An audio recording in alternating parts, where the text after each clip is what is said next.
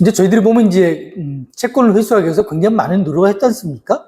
채무자를 방문하고 상담도 해봤을 거고요.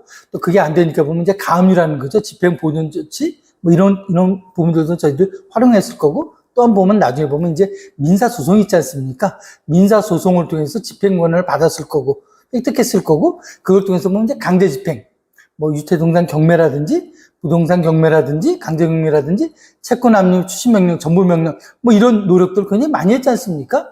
그래서 보면 그런 노력을 한 다음에 저희들이 보면 이제 보면 회수하지 못하는 건데 대손이라는 걸 그죠? 뭐 처리하기도 하고요. 그 다음 단계로 저희들이 보면 이제 재산명시 신청 같은 경우는 한 경우가 있었죠, 그죠? 그렇지만 보면 이제 뭐 여러 가지를 했지만 보면 결국엔 보면 궁극적인 목표, 채권관리의 궁극적인 목표, 부실채권 제로를 이루기 위한 뭔가가 좀 미흡하지 않습니까? 즉 채권을 회수받은 건 아니죠. 그래서 이럴 경우 같은 경우는 저희들이 보면 이제 재산조회 제도라는 게 이 제도가 있거든요. 이게 있어요. 그죠? 그래서 제가 이렇게 말씀드리는 거 보면 우리가 보면 지금 그죠? 모든 사람이 보면 채권관리 담당 직원은 아니지 않습니까? 그래서 그게 중요한 것 같아요.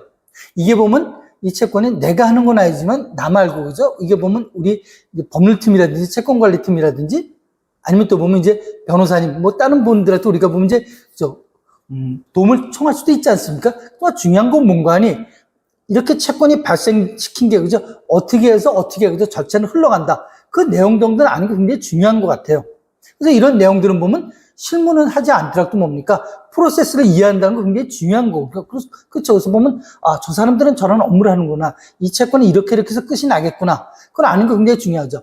그래서 저희들이 보면 이제 재산 조회 같은 경우죠. 그래서 보면 과거에 이제 그런 그 얘기도 했지 않습니까? 뭐, 사람 그죠? 재산을 찾을 수 없으니까 이 정상적인 방법. 그런 방법 같은 경우 보면 법인 같은 경우는 법인 등기사항 전부증명서 우리가 누구나 떼어볼 수 있지 않습니까? 거기에 따라서 보면 또 보면 이제 주소가 나타나고 앞에 본점 소재지가 있고 지점이 있으면 지점이 설치되어 있다고 나오죠. 거기에 대한 부동산 등기사항 전부증명서 떼어보면은 거기 보면 이제 누구 게 나오지 않습니까? 소유자가 나오는 거죠. 그죠? 그다음에 주소가 이전됐다면 이전된 주소까지 다 떼어보면 되는 거죠. 그다음에 개인 같은 경우는 보면 주민등록부터 초본. 그거는 보면 이거는 보면 우리 지금 집행권을 가지고 있는 상태지 않습니까? 지금 재산조회를 하기 위해서는. 그러면 그걸 가지고서 우리가 보면 그걸 가지고 가까운 그죠? 주민복지센터 가서 이해관계서 증명 쓰게 되면 그 사람이 주민등록 초본을 떼어줄 거고요. 초본 뜰 때도 어떻게 되는 거죠? 현재 주소, 직전 주소가 아니라 여태까지 살아왔던 주소 다 띄면 3-4페이지 나올 거예요. 이사단 있으면, 그죠? 거기에 대한 주소 변동에 대한 뭡니까? 부동산 등기사항 증명서 다 떼야 되는데 다 떼려면 비용이 좀 만만치 않죠. 그래서 보면 우리가 보면 이제 대법원 사이트에 되면 등기, 그죠? 열람하게 되어 있지 않습니까? 소유자. 그래서 김씨, 이씨, 박씨 다 나오지 않습니까? 개인 같은 경우 법인도 앞에 나오고서 나에 해당되는 건 체크해서, 그죠? 그거는 이제 확인해 봐야겠죠. 그 외에는 사실 알기가 참 어렵거든요. 이제 그러다 보니까 이제 무리수를 둬서, 그죠? 무수를 둬서 또 보면 또 뭐 사람을 가져 뭐 뒷조사도 해본다. 뭐 이런, 그죠? 과거엔 또 뭐 그런 시도도 해본 적도 있었거든요. 근데 지금은 그렇게 하지는 않고요. 이제 보면 공식적으로, 그죠?